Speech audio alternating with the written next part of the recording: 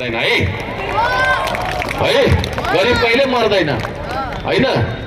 किसानले उत्पादन गर्न छोड्यो र मजदुरले तपाईको छैन मजदुरी गर्न छोड्यो है, विभिन्न खालका काम गर्न छोड्यो भनेदेखि तपाईको देश चल्दैन, एक दिन पनि चल्दैन।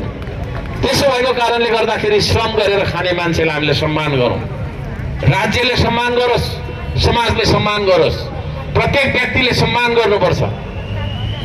तर त्यसो भनिरहँदाखेरि हामी श्रममा आबद्ध संलग्न मान्छेहरूले पनि मर्यादित हिसाबको हाम्रो बोली र व्यवहारहरू हामीले पनि देखाउनुपर्छ समाजलाई। त्यो पनि म सल्लाह दिन चाहन्छु।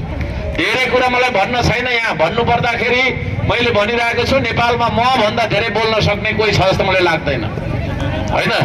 तर त्यति धेरै लामो भनिराख्नु पर्ने आवश्यक छैन, किनभने यहाँ अरू पनि कुराहरू होला र साथीहरूलाई खदा लगाइदिनु पर्ने काम पनि होला भनेको कारणले गर्दाखेरि म यति राख्न चाहन्छु। श्रमलाई, श्रम संस्कृतिले, हर्क साम्पाङको विचारबाट जन्मिएको यो श्रम संस्कृति है, यो धरानीहरूको लागि एउटा फेरि गौरवको कुरा पनि छ। मैले अस्ति पनि भने धरानले अब हर्क साम्पाङ जस्तो मेयर त जन्मायो, अब धरानले देशको प्रधानमन्त्री पनि जन्माउँछ।